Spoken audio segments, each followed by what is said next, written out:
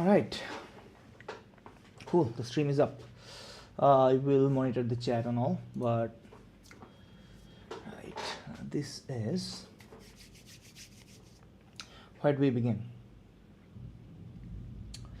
So yesterday I was streaming on making min.io install or deploy on a single board computer.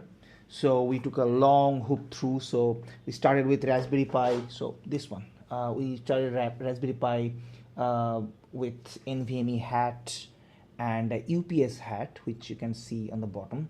So basically I was calling it a Chiranjeevi Pi. Basically it doesn't die. You can cut the power, it will still continue to run. That was the idea. But for various reasons, and those reasons have been discussed in the last 2 days stream extensively, that didn't work out well. Raspberry Pi requires its own power supply, the first party power supply, in order to support higher power peripherals, this NVMe included. So even though this NVMe actually doesn't take that much power, it will be still current limited from the Raspberry Pi. And that's that. I have ranted so much yesterday. I'm not gonna go into that. But this NVMe board is also compatible with the Radza Rock 5C boards, right? So I actually went ahead and tested that with this Rock 5C, and this one is Rock 5C Lite anyway. So both works, basically they both work, and so that's what gave me the idea, like actually there's nothing wrong with this system setup that I was planning to do. It will work just fine. Even the power budget and all these things, I tested it. This is the power meter I was using. I was tracking the power usage during the formatting, during like high power intensive writes and throughputs, etc. Everything works just about fine. Like there's no issue with it. There should not be any challenge with, like there's no reason, I don't see why Raspberry Pi should not be able to support that. Anyways, what under the bridge, that Raspberry Pi ship has sailed past. Now after using the Rock 5C boards, then I finally appreciated the NVMe port on the Vicharak. This is this Indian company called Vicharak, their board, Axon. It's also based on the same similar chip, not this, but the bigger brother of this, the RK3588. These are RK3582 or 3588S2, essentially this one, and this is 82. These are cut down chips, basically like a worse bins of 3588. So this one is the bigger brother. This one has more power. So basically if you get Rock 5B or B+, that's when you get this SoC. So this is that.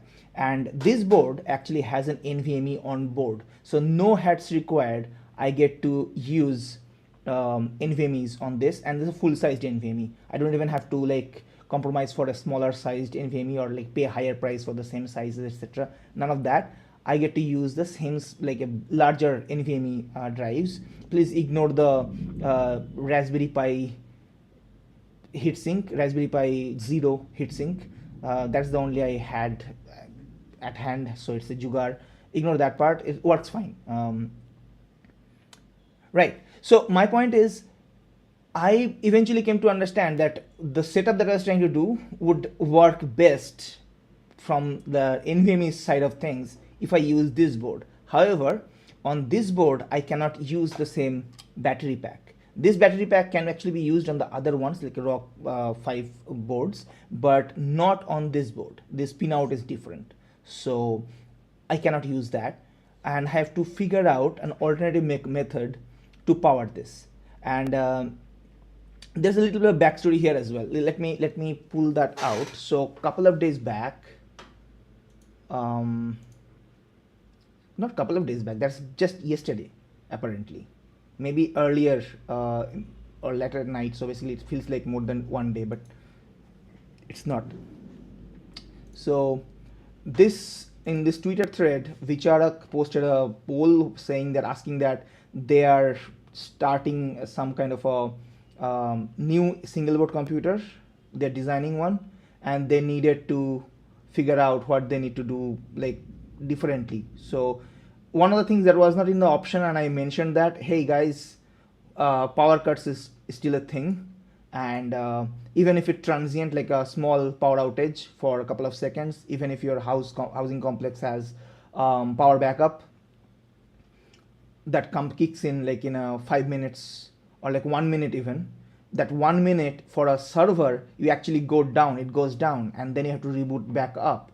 Or you have to use a higher powered UPS system for the whole thing. So this is like a higher, it makes the threshold higher for users to use the devices, like a micro servers, like having their personal servers and stuff, for which these mini PCs and things will be great for. So I was like, instead of forcing people to use a higher powered UPSs, make sure the power supply is something that, like a backup power supply or a power path management, is something that is integrated.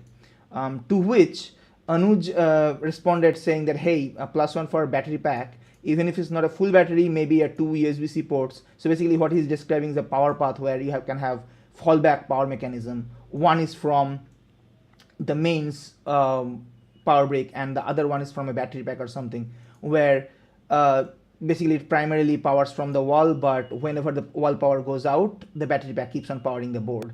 That would be the device, so that I can connect the battery bank on one and the power brick on the other. So this, I agree, this would be also like a significant amount of quality of life upgrade. So you can, if you are trying to move or like take the power brick, as in take the system somewhere else, trying to migrate from one rack to another or something like that, you can attach a power bank, and it will continue to work. You remove the wall adapter and continue and put it back on a new place.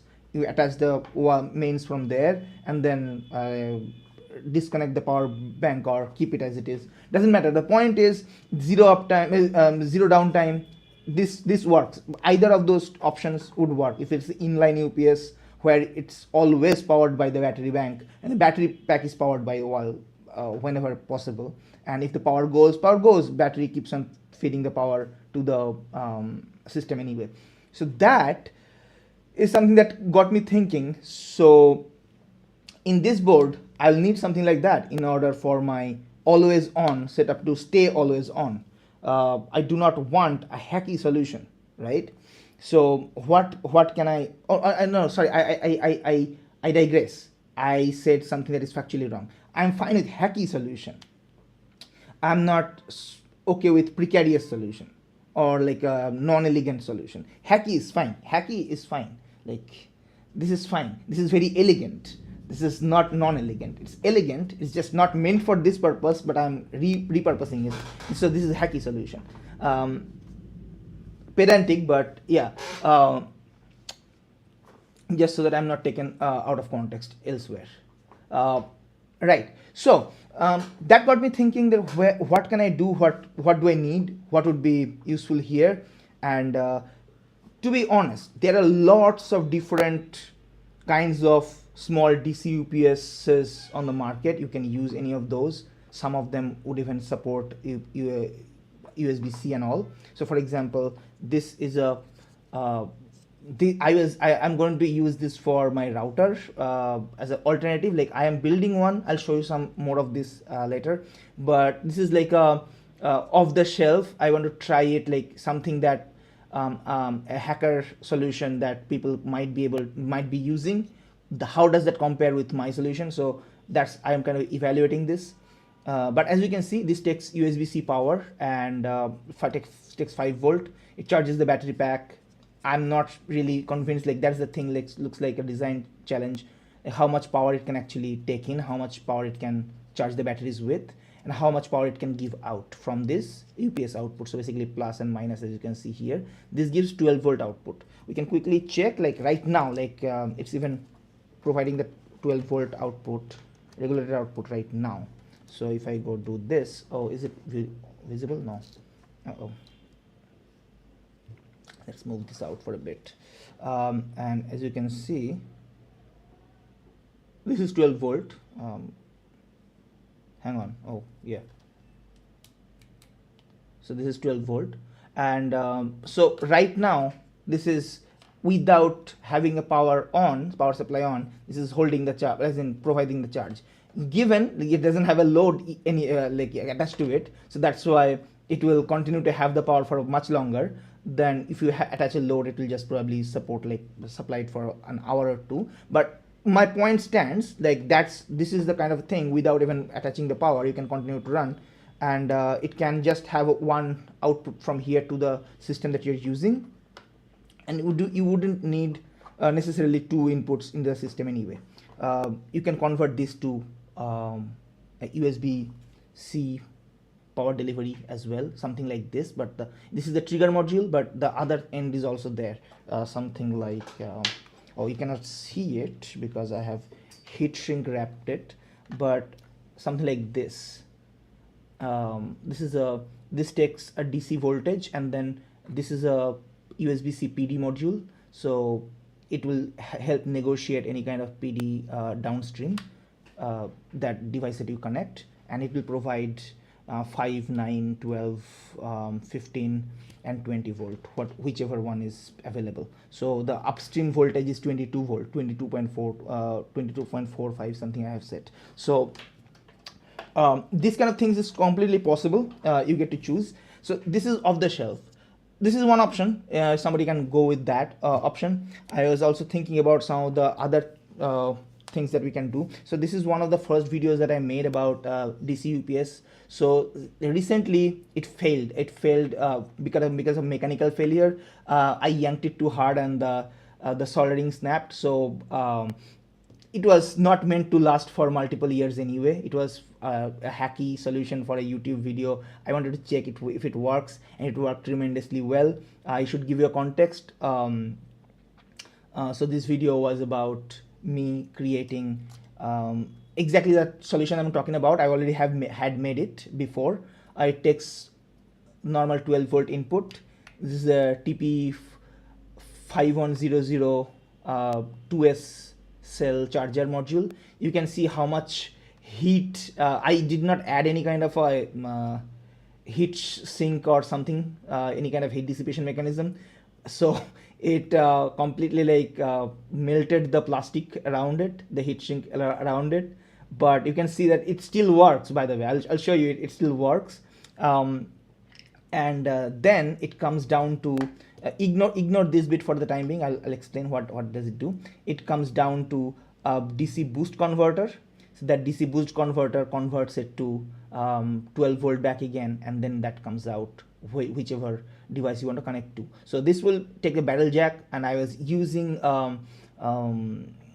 router which takes the barrel jack input, so that's why it was there. If I design something now, probably they will have USB-C all around it. But yeah, so this is where the battery interface works, and this board, so this board, a smaller one, I don't know whether it will be visible. The blue one below down here, that one is a 2S BMS, so two cell BMS, battery management system, plus, minus, and center. And with that, this green board up top is a balancing board. So as the active balancing board, I did not, again, as I said, I'm fine with hacky solution. This whole solution is a very hacky solution, but there's no compromises there around like a safety and security, and so that's usually not something that I do. It's not over engineered. You need all those parts and stuff.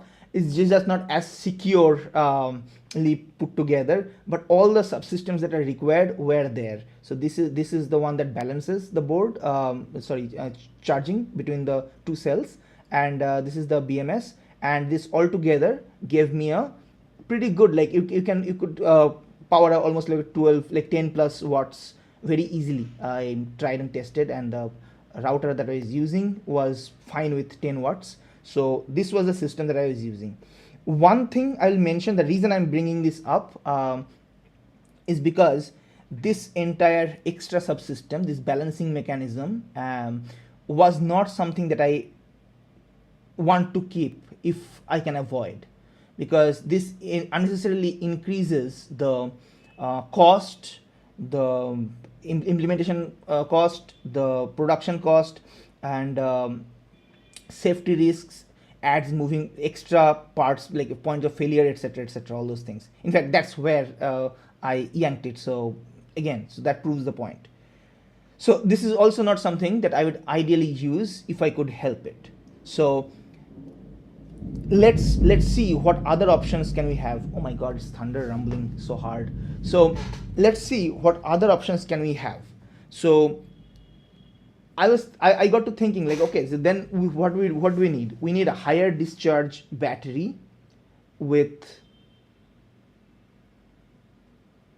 higher charging current as well, which should be able to provide enough power to run a board like this.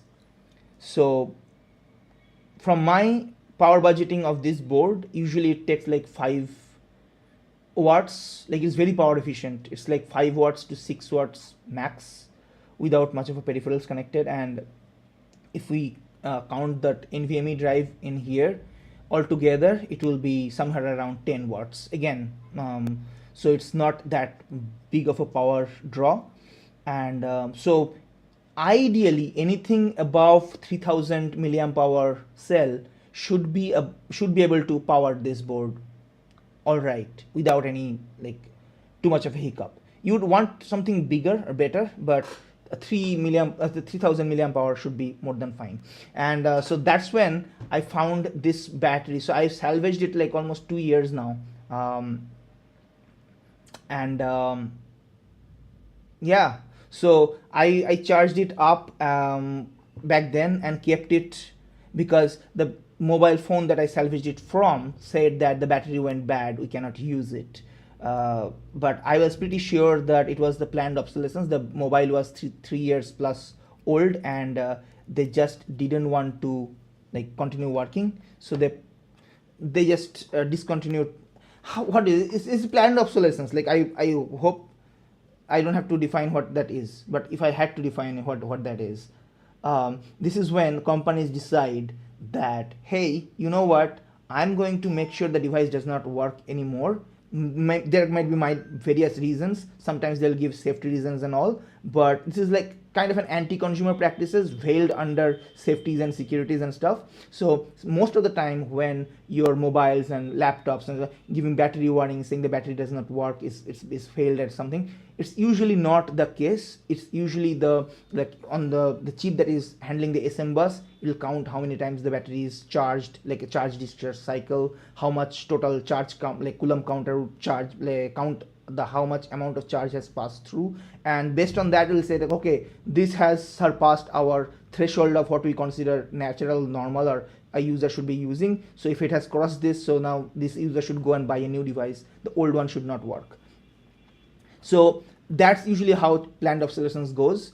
The device will be obsolete, you'll go and buy a new one. So I changed that battery, and the reason how I knew that battery was battery should be fine is because I used a new battery on that same device. I replaced that one, and the device still said that yeah, I cannot work with it because the smart side of the battery still has the same counters. It does not know, it cannot predict whether the actual charge side of the battery side of things has changed or not. So when the system is like a CPU is asking, or CPU or whatever, so main subsystem is asking, hey battery subsystem, are you good, can you still work?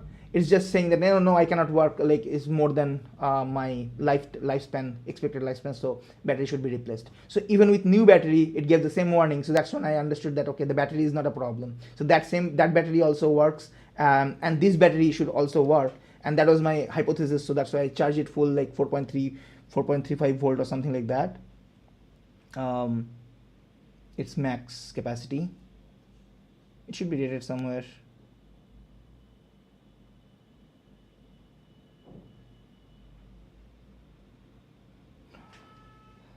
So as it says 3.87 volt as the nominal voltage. So for these batteries, 4.35 volt is the max capacity.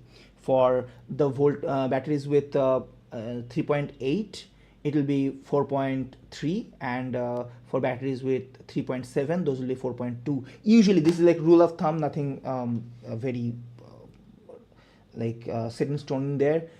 you can charge it less, like you can actually charge it like 4.2 volt or something, or less, 4.1 volt, you'll be fine. Battery lifespan will be increased, like stay well longer.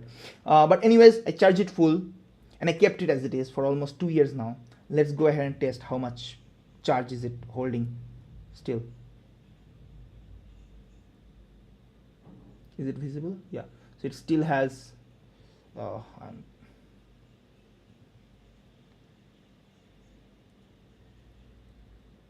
this is really difficult. Let me try and set it up like this. Okay, yeah, this should work better. As you can see, it still has 4.31 volt. It's holding the charge really well. It has no internal leakage or anything, so this battery is working fine. Anyways, this is a different rant altogether. I didn't want to get into that, but I did not have an worthy use case for this battery. It might not look like much, but imagine this is a Raspberry Pi 5, and compared to that, this board is bigger. This is like a Jetson Nano size, right?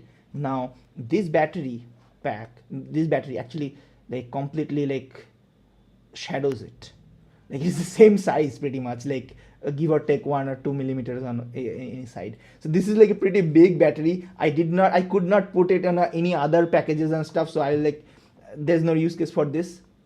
So I've been holding it. This time for this board, I'm like, yeah, this seems like the worthy partner in that case, not adversary. But anyways, so I'm like, okay, so I'll use this battery. Now, how do I use it? So if you notice from this, if you notice from this subsystem, I would need a charging mechanism that interfaces with the battery. So this battery does not have that. It actually needs the BMS as well. So because I have removed it, and here's my coffee. Thank you.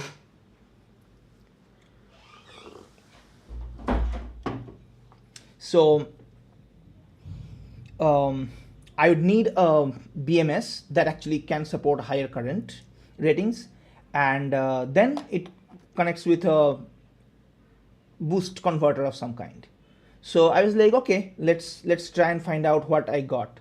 So I knew that I have something lying around, but more importantly, before that, I went on to check for, give me a sec. Firefox, no, not this. Yeah, okay.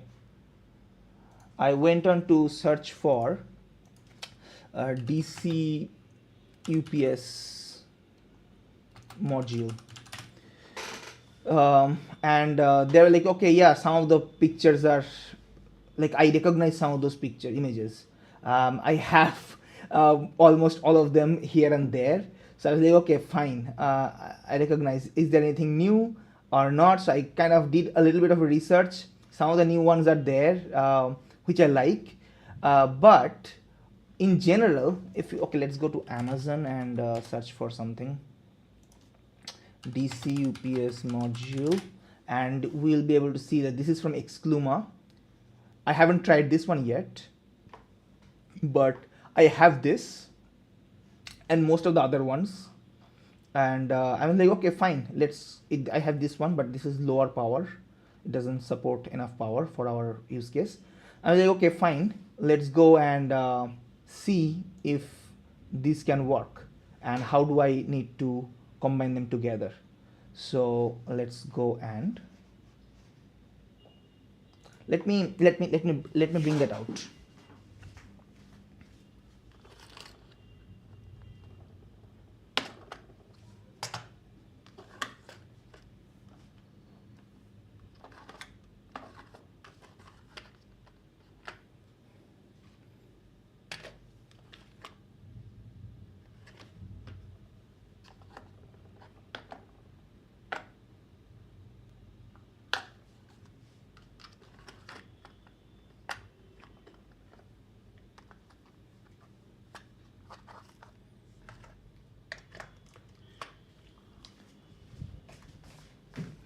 So, okay, that's quite a handful.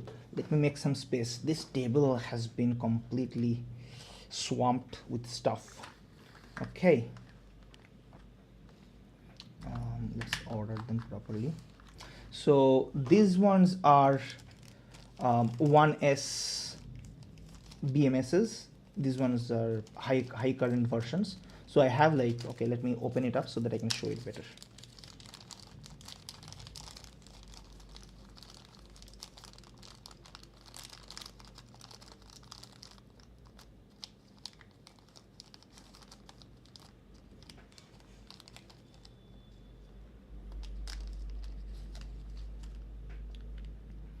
So these ones are higher current BMSs.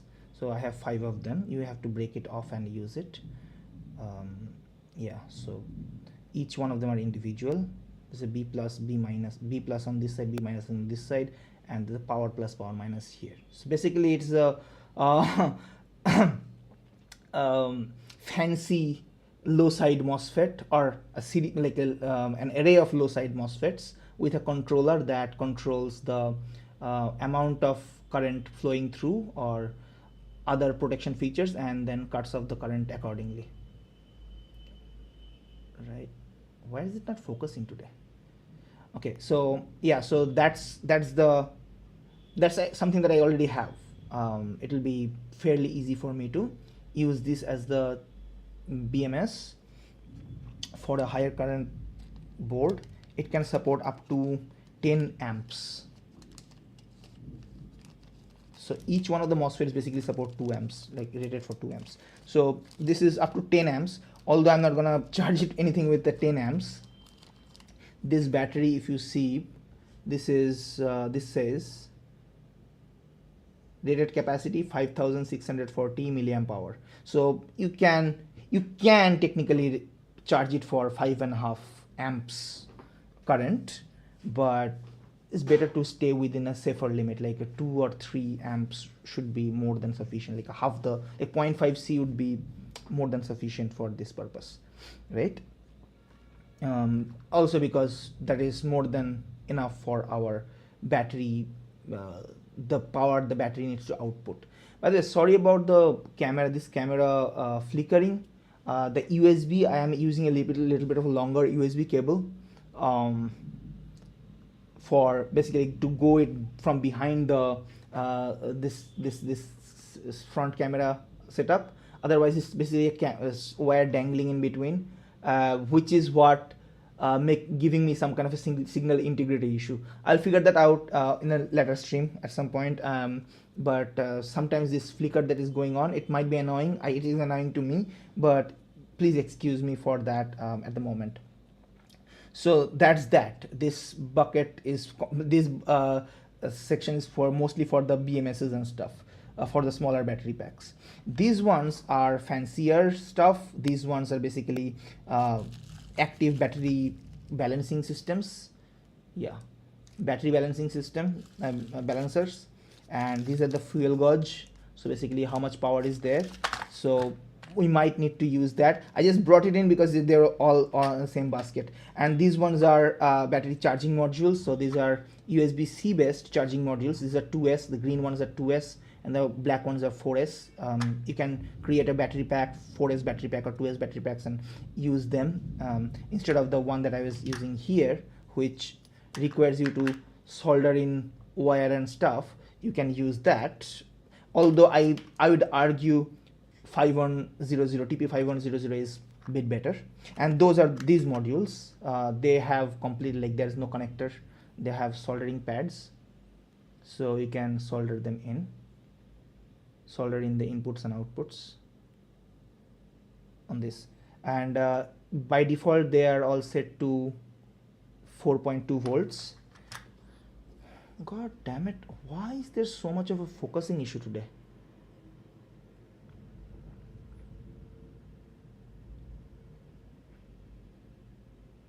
And this set SET, like if I turn it around like this,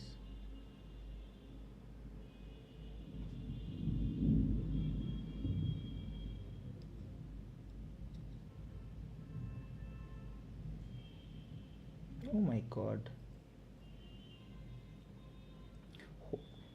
Is there any kind of a algorithm that focuses only on skin? Because it is trying so hard to focus on skin, but instead of the device that I'm showing right in front of it. Okay, how about I do this? See, immediately better focus.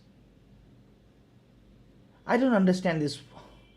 These optimizations they break my brain. Also, how do they do that? Do they look for green and red? Anyways, different discussion. So if you short this set, like there's a solder pad, there is disconnected solder pad. If you short this set, it becomes a 8.4 volt charging module, so basically 2S charging module, but without that it's disconnected. It's a single 1S charging board. So let's put that aside. This is the interesting bucket where these particular ones are boost converters, like charger with boost converter. So let's say, for example, let's take this. These are basically UPS as a module. Only problem is this particular module, I'll go worst to best in a sense. These modules are, they have, if you see on the other side, so the input ground, battery and ground, and output and ground. So basically the input is here, you connect the battery plus minus here, and you can connect the output, the load, over here. And this is fantastic because even though internally, if you know how they're wired, it's not that complicated. The convenience of not needing to worry about that or mess things up, it's actually really convenient. And this should be able to actually handle 10 watts fine. It's not a problem. 2 amps it does. Only challenge is this one, this is actually for battery pack, like power bank module. So you actually need to press this button for it to start working and stuff, like start discharging current, which is a problematic bit because the entire point of this whole ordeal is that we don't want to do that. If power goes, you automatically start powering the stuff that you load, right? So that's one thing. The second ones, like this is the same thing. Second ones are okay, so there's another variant, easier, like simpler variant. So these ones are even simpler. So these take the charge from 5 volt source, and when this 5 volt charge is there, it will power whatever the device is connected with this from that 5 volt. It will not use the battery power, but the moment the input power goes off, so basically this has power path implemented, like the 2 input implemented. The moment this power is lost, it will automatically fall back, and it usually does very fast, as in operates very fast. It will automatically fall back to using the battery power. It will use this, it actually has a boost converter, so it will use this, as you can see, the inductor. It will boost up the power, and the same pads, same place where the load is connected, will again start to get 5 volt power back again. So there's that. Only thing, it keeps on monitoring the power use actually. So if it is not, power is not being used, so it will cut off the boosting. So if you're just measuring the voltage, how much the voltage you're getting, if the power is not connected, you'll just get 4.2 volt because it is not boosting when the load is not in use. So but for smaller use cases, like 5 watts or less, this is fantastic. This works. You can, like, anybody can use these ones without much of a challenge. The third one is this one. So this one was the CentIoT one. This is similar to the first one that I have shown you. Similar 6 pins. If I turn it around, you will be able to see V in ground, bat and ground, and the V out and ground. And this one is 9 volt, right? So it will actually boost up the power to 9 volt on the V out. And these ones are actually apparently fast switch over. So the moment power cuts, it will automatically switch over to the battery power without any output issues, like as in without any kind of output cutoff or needing user intervention to press a button or something like that. So these ones are like a high strong contenders. They also have like the charging or fully charged indicators and all. So there are like lots of niceties that usually are hard to get everywhere else. Those are already integrated in here.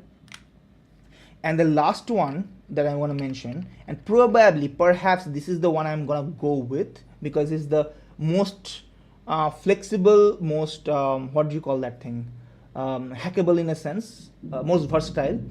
So these ones, only downside, it has micro USB power input, which doesn't matter. We can create a modification. We can basically remove the micro USB connector and put a USB-C here. That's not an issue. So this connector, this takes in the 5 volt or something around 5 volts range, up to 6 volt or something, that totally works.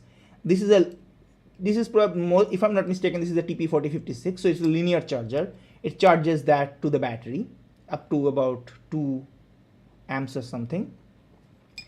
And that is important because what power usage is like, not surge, but on a consistent basis, on average basis, how much power you're going to need.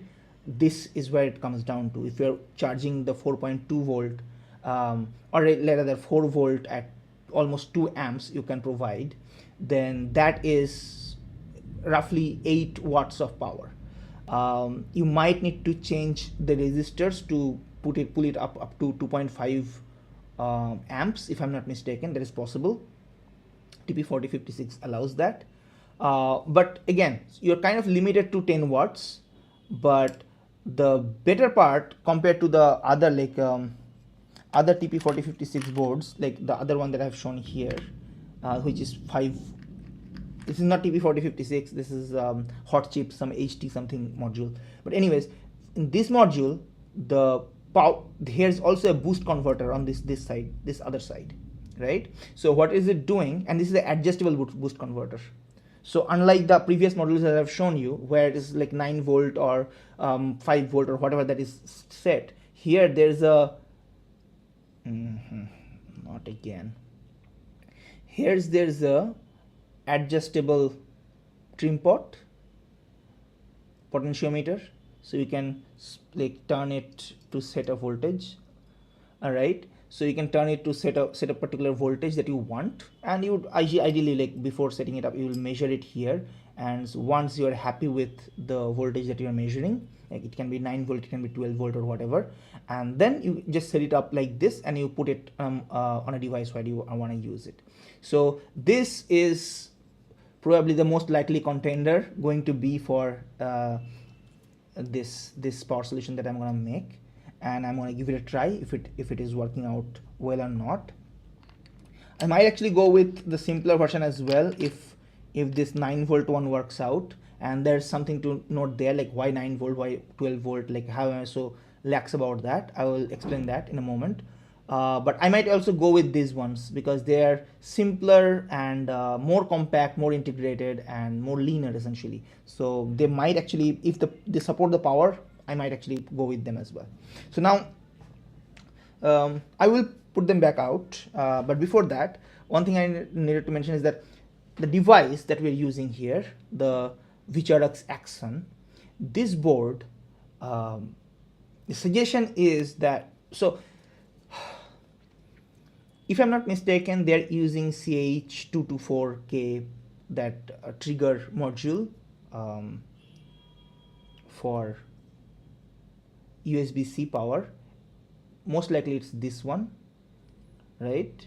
I am not entirely certain, but this is my guess. But whichever trigger mechanism they're using for 12 volt, it does not have a fallback plan for like a 9 volt or anything. Or it does not have a buck converter for taking in 20 volt or 15 volt and then converting it down to 12 volt, which would have been more ideal because most of the MacBook charger or most of those laptop chargers and all, they support mostly 20 volt or 15 volt. So MacBook chargers all support 15 volt. So it would have been much easier to market, to sell, because that was a long course of discussion in the forums and all, Axon's forums, about which charger should I use. But it would have been much easier if they supported 15 volt, 20 volt, and then used a buck converter. It's not that they're skimping on the power circuits anyway, so there's like lots of power stages and like at the input portion anyways. Would have been fine to use a buck converter.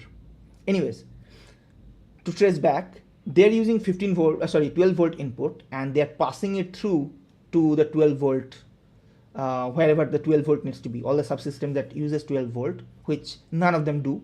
That's another thing.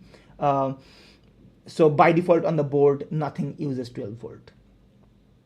But these GPIO pins have 12 volt pins, and this SATA connector has 12 volt pins, and this PCIe connector may or may not have 12 volt. I'm not entirely certain, but that is PCIe devices may use 12 volt. Even though to like conform to PCIe specs, you cannot just give 12 volt. It has to also be 12 volt up to 75 watts, which this does not support. So point being, even though it asks for 12 volt, it actually has no way of telling or enforcing that 12 volt. And even if you don't give 12 volt, and if it just falls back to 5 volt input power, like USB PD fallback, the board works fine from 5 volt input. Every subsystem, all the systems work fine, because the USBs need 5 volt, like the outputs and all, which basically it passes through the some of the P-type, so the P MOSFETs and all, and like NVMe drives, like the SoCs and all, mostly need 3.3 volt or even like 1.8 volt or something like that, 1.1 volt core voltages and all. So they all bucket down to lower voltages. Nothing uses more than 5 volt, and even if you give 5 volt, it works completely fine. So 5 volt or more should be completely fine. Whichever more you will give will be reflected on the 12 volt marked pins. It is not 12 volt. This is basically an input pass through. So if you give 12 volt, you'll get 12 volt. If you get something lesser than that, you'll get that. So if you give 8.4 volt, you'll get 8.4 volt there. If you give 9 volt, you'll get 9 volt there. Point being, I can just decide and choose which voltage I'm going to go with. And when it comes to boost converters, here's something to note or remember. Boost converters operate better, or actually buck converters as well, when the difference between the input and the output voltage is less. So if you are comparing between two, first let's say buck converters, both of them are taking in, both of them are outputting 3.3 volt, but one is taking in 5 volt in and outputting 3.3 volt, and the other one is inputting to 12 volt and outputting 3.3 volt. The one that is taking in 5 volt and outputting 3.3 volt will be more efficient, even if it's the same chip. It's just the feedback resistors are different. The same chip will operate better if it's the difference between the operation, like in input and output, is lower, minimal, close to 100% duty cycle. So that's when it will operate better. Same goes for the other way around. If you have a 5 volt input versus a 3.3 volt input or 4.2 volt input or whatever that is, and the output is 12 volt, the one that is closest, like input is 9 volt, output is 12 volt, that will operate, that will be more efficient than input is 5 volt, output is 12 volt. And that will also still be more efficient than input is 3.3 volt, output is 12 volt. So if the difference between those input and output is smaller, then the efficiency goes higher, which means as most of my subsystems are 5 volt, if I give something close to 5 volt, but maybe more like 6 volt or 7.4 volt or something like that, that would be more ideal, more efficient than giving it 12 volt. You could argue that giving it 5 volt as it is would be the most efficient, and I agree that would, and I might end up doing that as well. But yeah, so I was brainstorming about this. I needed to lay this down today, like I talk my mind through it and walk myself through it, and also figure out what are the devices and all tools that I have. Or do I need to build something? Because I was going to build something. I actually have a plan for building something. Let me show you what I was going to build here. And that is,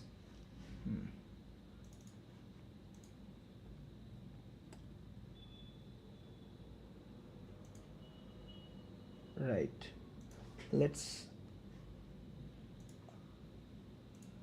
check this out. So this was, I'm not gonna show the sidebars and everything, god damn, but in a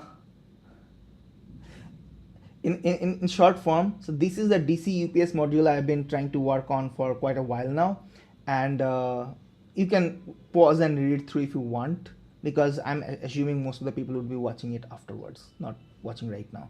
So anyways,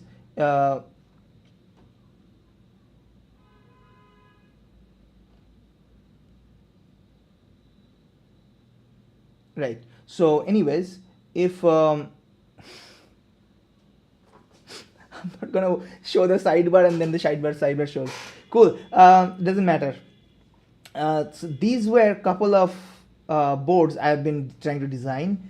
One is the less than 5 watts. One is up to 25 watts, which would be the ones that is we're talking about in here. So I already have the designs for all these things, and actually have the PCBs that I'm working on as well, and even the more powerful versions and all.